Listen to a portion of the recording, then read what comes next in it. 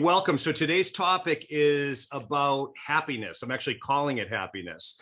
And I've got a guest today, and my guest is Dr. Marissa Pei. Dr. Marissa is an organizational psychologist. She's a radio host. She's an author, and she just released a short film last Friday, which I'll let her talk to you about. And today we're going to focus on happiness and all that she does to help people. She's got an 8-year goal of making 88 million people happy. So let's see if we can help her get there. So Dr. Marissa, thanks for being here.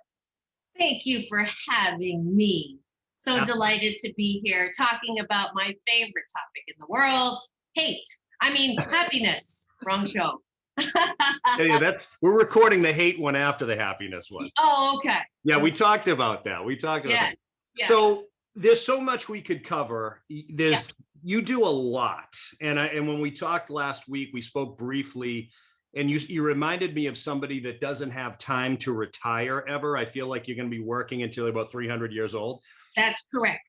I will not retire. There's really no reason to retire because I love what I do, and I'll be going to the grave talking about happiness.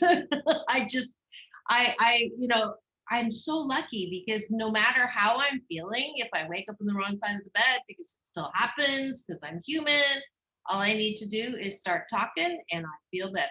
I am a recovering overachiever, and I live by two mottos for the past: no regrets, and the future is don't die wondering.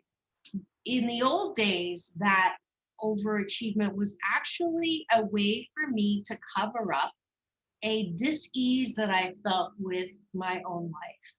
And many perfectionists have had some parts of their past that they don't want to deal with. And I'm one of those 7 out of 10 of us who've had childhood trauma, who as a coping mechanism will use overachievement to cover up. And they're really horrible at meditating because they don't want to sit still, because they can't sit still, because anytime they just not run around doing this, doing that, doing this, and ending up in do is the attack of the critic and that internal voice that says, oh, but you haven't done this. You may have done that, but you haven't. And what about this? And you didn't finish that. And you're not all that. And you're only as good as your last that. And all blah, blah, blah, blah. And so in order to escape that voice, we run around trying to be everything to everyone and doing things that, just make us crazy, and then complain about all the things that we're doing. So that was me before. Now, I'm full disclosure admitting that to you because I believe as we come back out of the pandemic, which is the topic of the short film, the new PPP, post-pandemic possibilities, is that you have a choice at this point. You want to go back to that, which many, many, many, many of us were doing, and unhappy, right? 1 out of 4 Americans, BC19, hashtag BC19 is what I'm calling the time before COVID. 1 out of 4 Americans were on anti-anxiety and anti-depression medication. That's 1 in 4. We're not happy. The tragic deaths of Kate Spade and Anthony Bourdain. BC19 told us that fame, fortune, money, notoriety were not the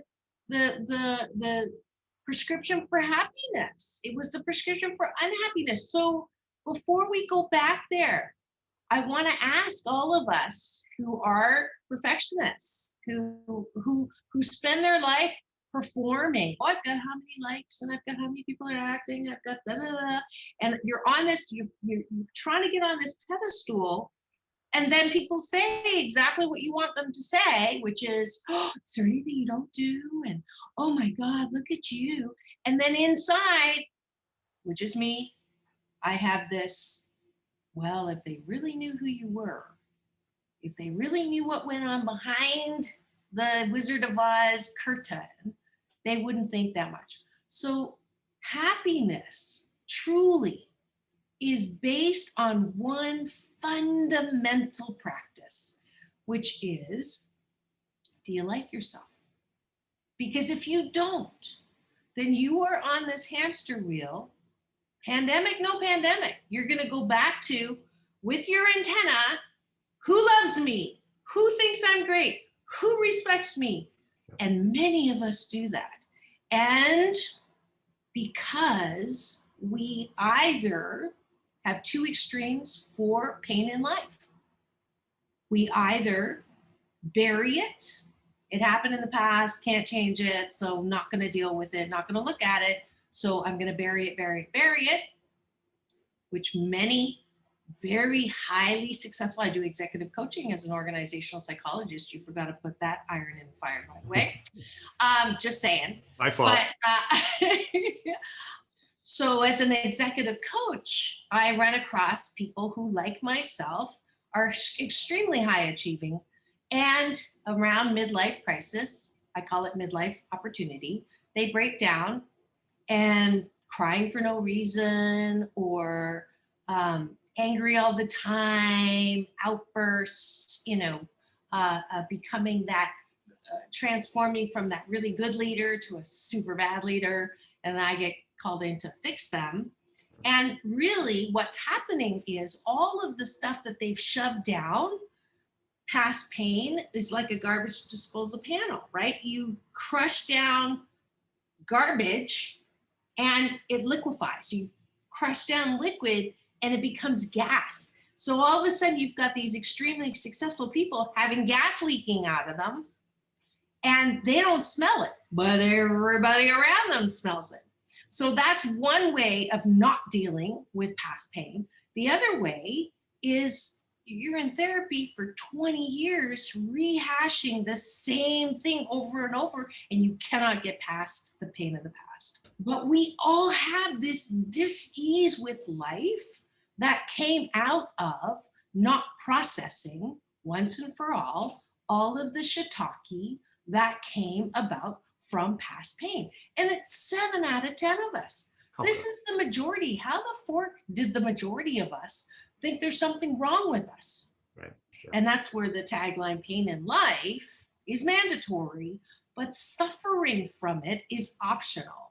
Yeah. Because in a weird way, the pandemic allowed us to finally sit still long enough to take a breath and say, is it working? Is my life really working? Because it's a bad habit we have, thinking that other people can complete us, that our happiness is in other people or in people, places, and things. And it's not. The buck stops right over here. Agreed. When did you realize, you said you had some trauma in your childhood. When did you realize that you weren't happy, and what did you first do to make the adjustment?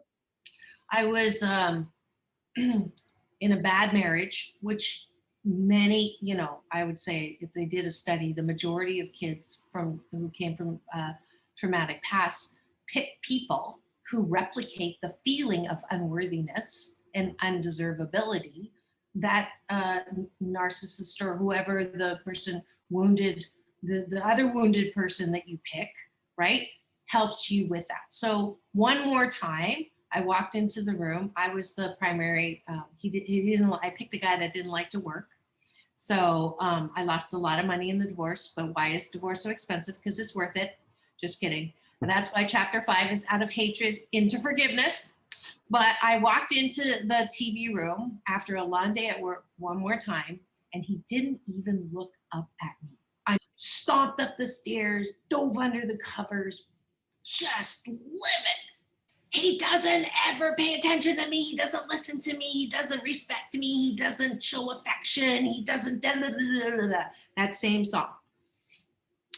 Then the voice came out and it said, I don't value me. How can I expect someone else to value me if I don't value me? And that moment began the journey. It was definitely one of those milestones. It's not a light switch. Sorry, folks. It is a gradual, it's a circle that goes a little bit up tilt on everyone. It's a process. And it does get easier. That was one moment. Another moment was I was hired as faculty to the UCLA School of Engineering and Management T groups, which are training groups or encounter groups, kind of sort of their version of, EST groups, Esalen, Landmark, all those that have you look inside yourself, right? Mm-hmm. So it was a diversity hire because they were all like older, homogenous and dying. So I was like Asian and young. So I hit two of the things for them. So I went, but you have to go through the program yourself. And I had to look at my own discomfort at who I was and my Asianness, my womanness, my abused childhoodness, my overachievedness, and just really have to come face to face with me. And that was an extremely difficult process because I had done such a good job looking so good on the outside. First one to finish this, first one to do that, all about achievement, winning award, blah, blah, blah, that I had no ability to turn around and look at myself. I think you have a business audience. So people who say, leave personal and professional separate, right? Don't bring your personal. That's such bullshit talkie. There's no way. You are one person. And getting it done, if you're a leader, you're listening to me right now, and you say things like, I don't understand why this is so difficult. It's not rocket science. I'm just telling, why don't people just follow directions?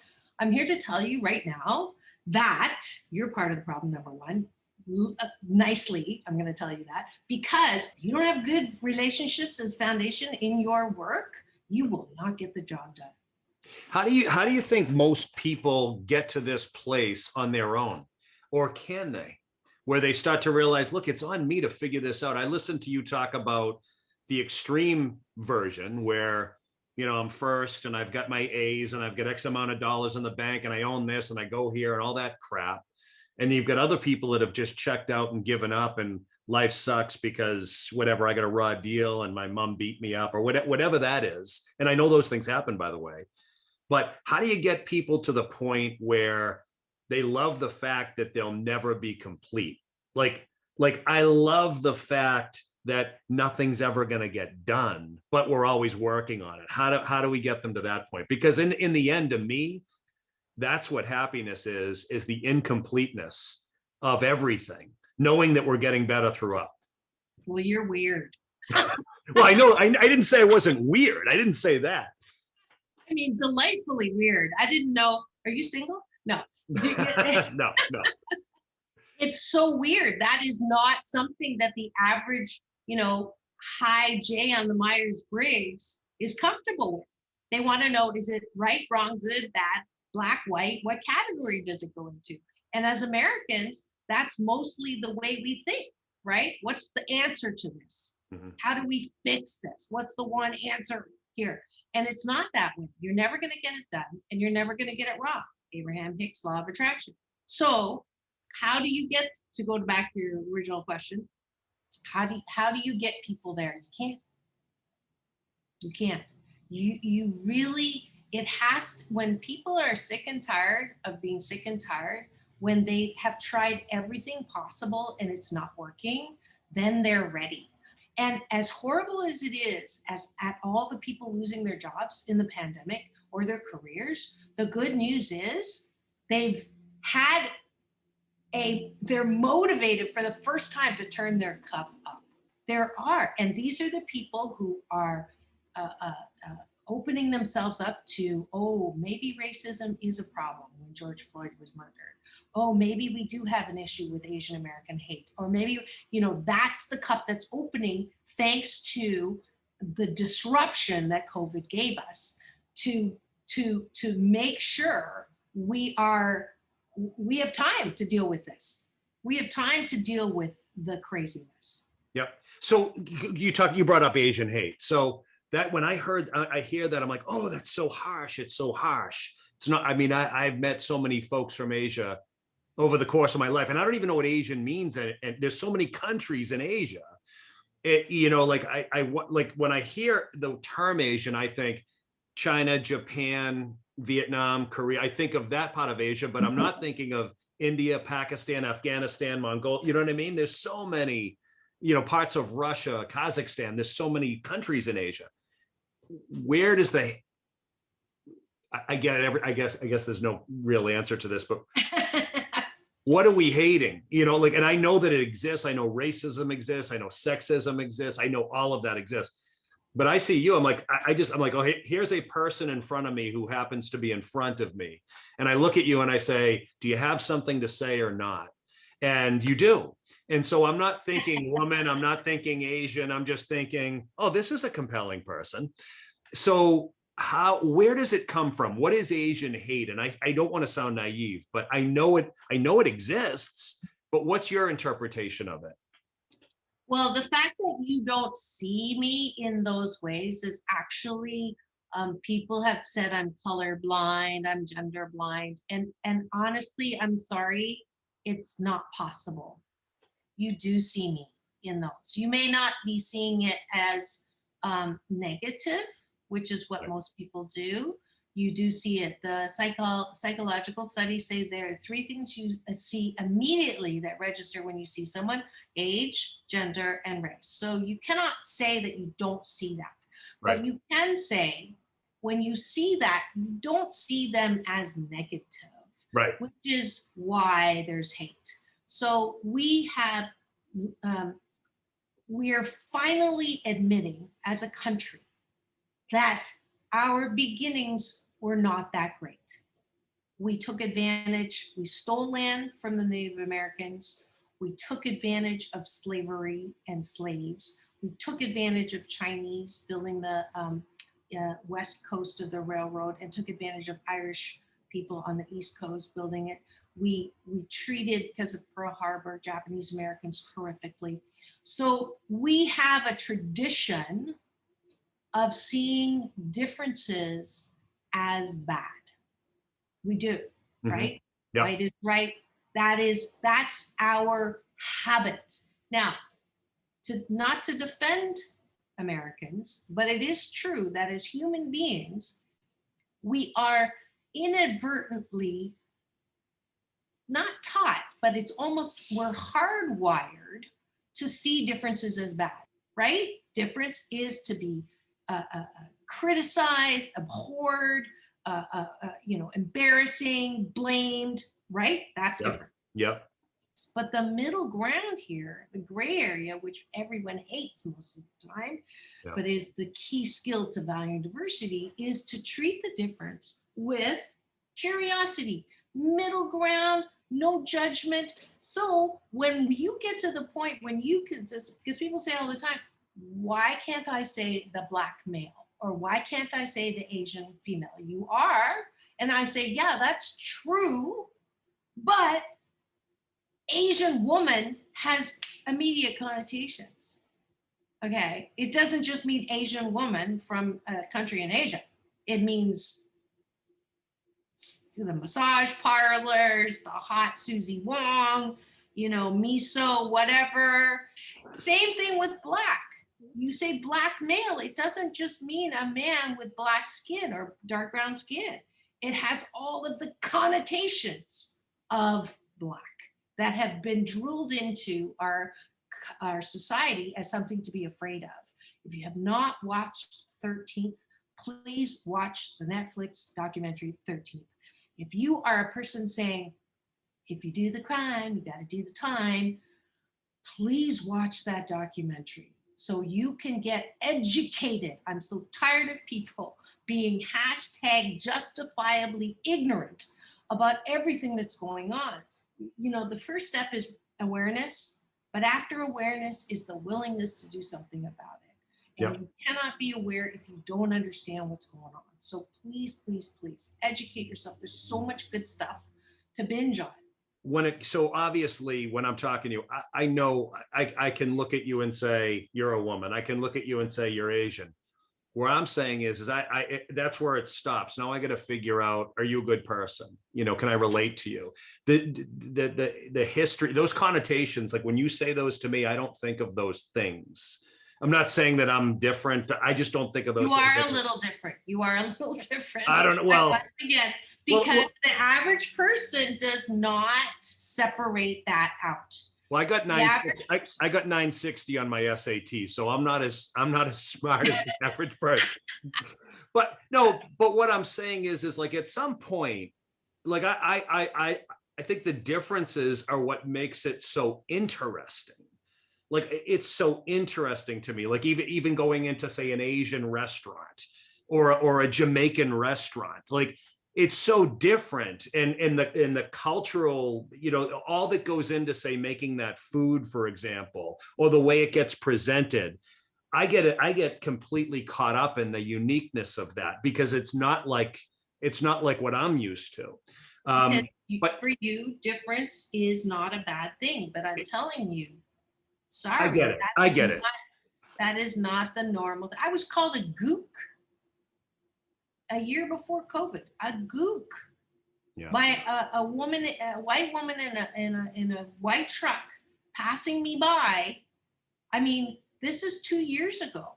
So the level of hate, and I have to say, thanks to Capitol Hill, we can no longer say we don't got a problem. And the one thing I credit the former with is ripping off the Band-Aid that was covering up the extent of the pus that we have in our country. Yeah. At least now the air can get at it. Do you think overall, even globally, do you think overall this is just how people are wired?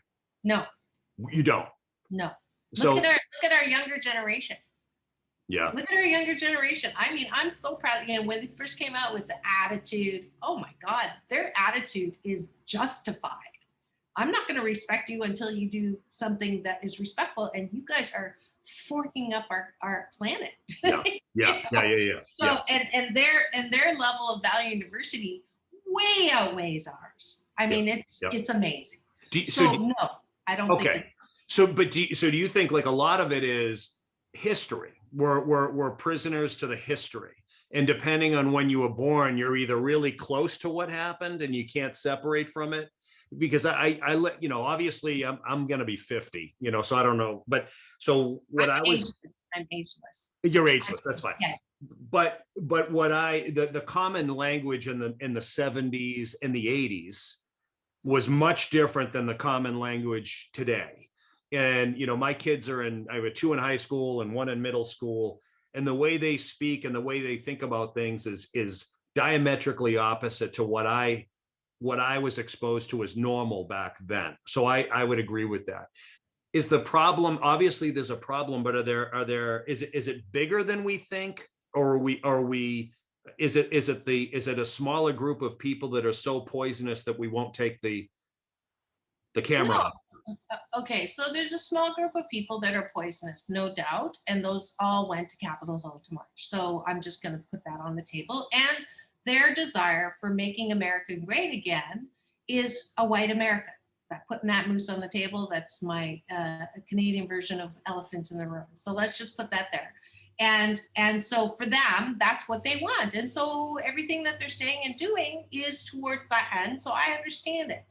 Then we have what I call the enlightened ones, who are the smaller group of people who are finally getting it and now saying, okay, this is not okay, but I don't know how to do it different. I don't know what to do. When I hear about the hate crimes, I don't know what to do. And so then you say, well, great. Thank you for, you know, asking for suggestions. We'd love it if you, you know, could not, you know, what you promote. If someone's, you know, saying some stupid joke about, you know, Chinese, Japanese dirtiness, look at these, or the jaundice is the color of the skin. And, you know, I literally had a guy honestly say to me, and he was in all sincerity, he said, I understand why you guys are bad drivers, just because you have no peripheral vision because your eyes are slanted. And for him, that was, he totally meant that.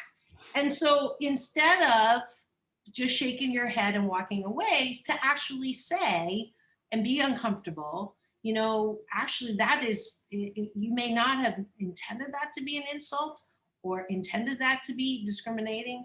That was discriminating. Yeah. Or when someone says, because you're white, that was a racist comment, instead of you reacting, how dare you say I'm a racist? I eat Chinese food. I love sushi. I have friends who are Black. You know, that also is reflective of how unaware you are of what you're saying. So it's one of those, we're not talking to the ones that went to Capitol Hill. That's Right. hopeless. Right. I am talking to the people who have been hashtag justifiably ignorant for a little while. And now I would like to invite you to actively support people of color. And in order to do so, you may have to put up with some things that you're not comfortable with. One is not knowing. Right. So many white Americans are going through a tough time right now because they're like, okay, fine. Tell me what to say and what not to say. Tell me what the right term is and what the right not term is. How many Asians? There's so many Asians. How am I supposed to know it? And why? What's wrong with Oriental? And and my comment always is, I am going to look at your intent, and I see that you really, really would like to try to make a connection, and I'm going to take that into consideration. And at the same time, when you are looking for the right answer, that's missing the point. Yeah. By getting the right answer, you just don't want to be wrong. Right. I want you to want to connect to me because you want to be a bridge. Yep. So if you want to be a bridge, then you're never going to know what the right answer is, because terms change. Yep. Right? Yep. And I've said this before to people, but you don't represent the Asian population. I don't represent the white population. Yeah. No, we're just two people. But you brought up driving, so I got to comment on it. I think about that all the time. Like, if you put me on the road in any European country, or you put me on the road in any Asian country, I'd be a disaster. The signs, the flow of traffic, the rules are different. I don't think we even think about that. You take somebody who may not have driven in this environment, of course. So anyways, it's off topic. Yeah. But it brings up another psychological phenomena that I think is important for your listeners to hear. It's called the Pygmalion effect. And the Pygmalion effect speaks to the opposite of, I'll believe it when I see it, right? We grew up with that. I'll believe it when I see it. I need the proof. Show me the proof. Show me the money. So the Pygmalion effect says, I'll see it as I believe it. So if you carry a stereotype, then guess what? You're going to see evidence of that stereotype. That continues to fuel that. So you only see data.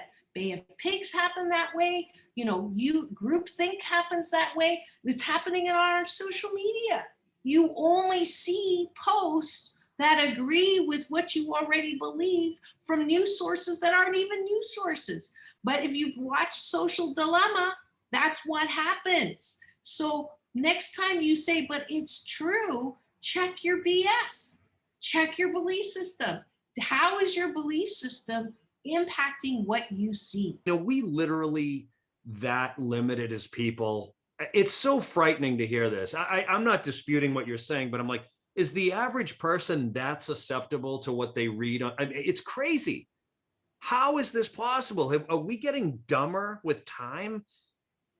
We have abdicated our most powerful tool in life, called choice. Drop the mic. Elaborate on that. We have allowed our attention to be taken by the loudest, the bloodiest, the most horrific, if it bleeds, it leads, news. We have somehow forgotten that we can choose whether we wake up in the morning, pick up the device and start doing this, or we have a choice to just plug it in another room, which I have to do because I can't trust myself, and then wake up and sit up in bed and start with taking a bite of my gratitude sandwich. 8 things I'm grateful for in the morning, 8 things I appreciate about myself at night. Yep. I have that choice. I have the choice of whether or not to have the TV blaring 24 hours a day in my living room, or the radio on, or driving in silence and noticing all the cool things that I never noticed on my commute, right? I have the choice. to time myself on how many news things I see. Otherwise, I'm in the riptide, man. I press this and it goes to this. I press this and it goes to an hour later, right? Oh, it's the advertisement's fault. Hello, no gun to your head to even watch the stupid shiitake. You choose what you pay attention to. Yep. You choose what you remember. You choose what you say, Yep. right? So, if you having a bad time in life, join my 21-day fast from complaining with Dr. Marissa. Yep. If you stop complaining, you're going to break one habit that is ruling your life right now. And you're going to see how much you are contributing to your own misery by the crap that comes out of your mouth. It's funny you bring that up. Of all the podcasts I've done, the one that's gotten the most listens to is literally called Stop Complaining. It's crazy. And I wonder if, I don't know, maybe people are craving that. How much of this in your mind is an unconscious condition in people where they don't even know that the way they think or the way they feel, like this unhappiness, for example, they don't even know that it's a choice. They just think it is what it is. It's become such an unconscious habit. How do you get people to even recognize that? So I love your question that you keep asking about how do people get to this point of, wanting something different? Are they really that unaware? And yes, I think that because we've all bought into this American dream, right? When you're born, you're automatically, your parents were born into it, their parents were, our country was born on this promise, right? If you go to school, get good grades, get a good job, get a good career, get married, have kids, go on vacation, retire with a lot of toys that you can give away to that's the American dream. And anything's possible. There's no cap or limit to the wealth that you can have.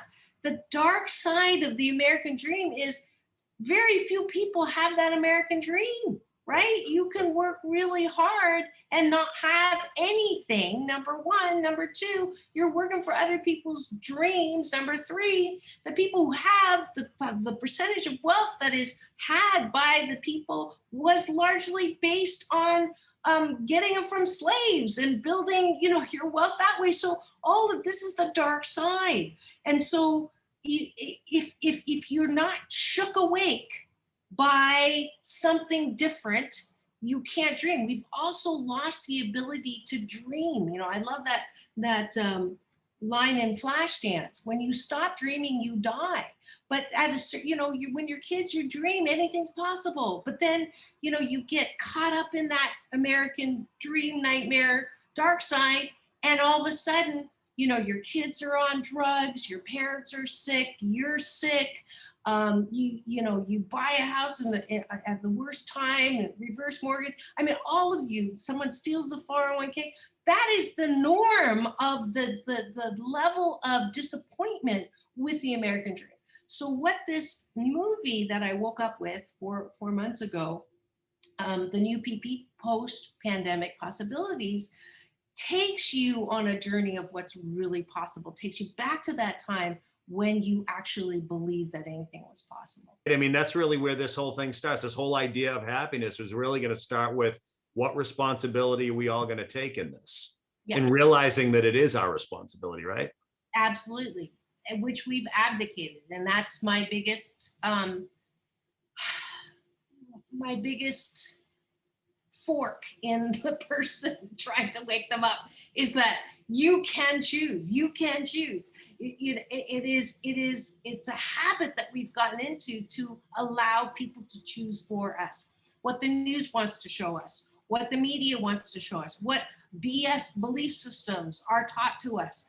Pick in our school system, pick a major that you don't even know what you're good at or not about. You don't know what you like or not.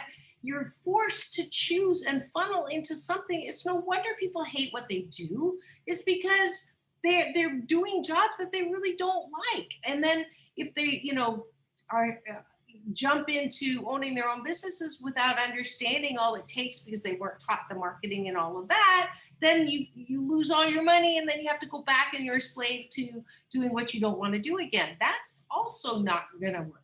But the whole idea that our American education system is brought that way, where our family systems, have you met anyone that there's one person that you meet and that's going to be your happiness as well. And so there's all these collective BS societal things that we blindly follow in. Our whole business systems are structured on one winner and a bunch of losers. Does it have to be that way? There's all these things that have fallen apart. Our banking systems, all of this stuff. We're at an opportunity point now.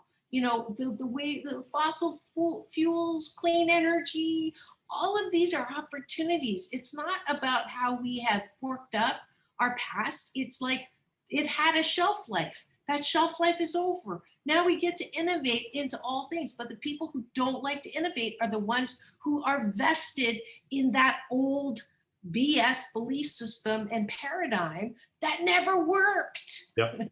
So I'll say this. I coach a ton of people as well.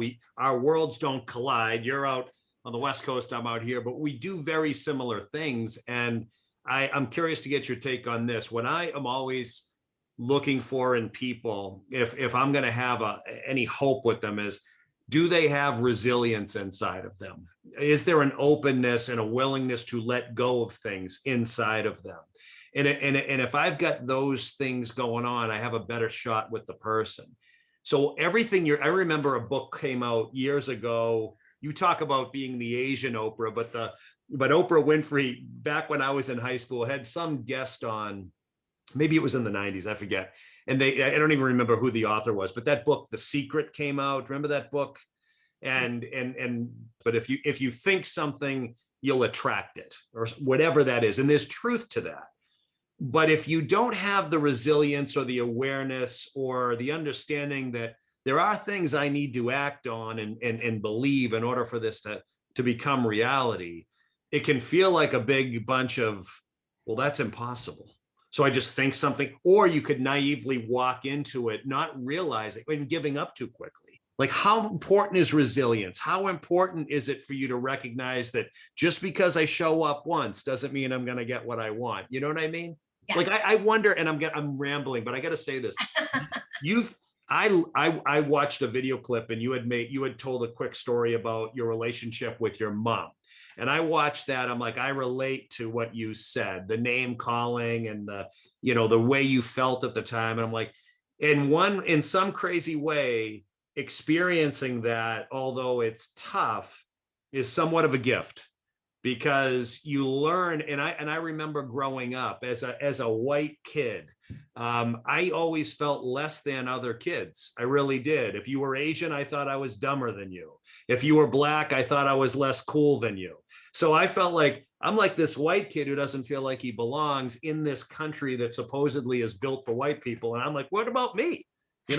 My mother's calling me names all day long, and I feel like I can't sit at a table with you at lunch. So at some point, you start to develop resilience and tools to help you overcome this stuff. I think it's the stuff you've gone through that allows you to think and do what you do right now. It's not just simply a thought. Yeah, absolutely. And I do understand. It's not what happened to you, it's what happened for you. Yep. So if you have the ability to pivot on the BS belief system that you did not get a fair shake in life, yep, and pivot that to, because of the crap that I went through, I have developed unique talents, gifts, and abilities to be able to make my life this magnificent thing, rising out of the ashes, just like in the trailer. Yep. So that Phoenix, by the way, Phoenix is my Chinese middle name. So, and then going back to The Secret, the guy that I just told you about, who's my teacher, was one of the teachers on The Secret. Oh, and I've had almost every teacher from The Secret on my show. as an interview. Oh, no way. So yeah, Bob Proctor, Lisa Nichols, Marianne Williamson, all of them have been on my show. So isn't that interesting that Neil Donald Walsh, he actually did the back cover endorsement on my book. The guy, the New York Times bestseller of Conversations with God. And my big brother's Michael Bernard Beckwith, because I have to mention the name, because I credit him with the, and this is the thing. I was just like everybody else, wrapped up in how unfair my divorce was and, why life was unfair to me.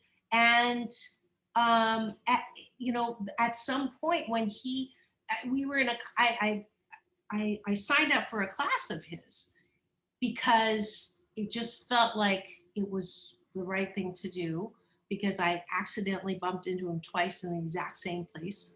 I believe in synchronicity and nothing's by accident. And in that class, a woman said, I can forgive my husband. She said husband, that's my term, husband. I forgive my husband, but I cannot forgive my mother.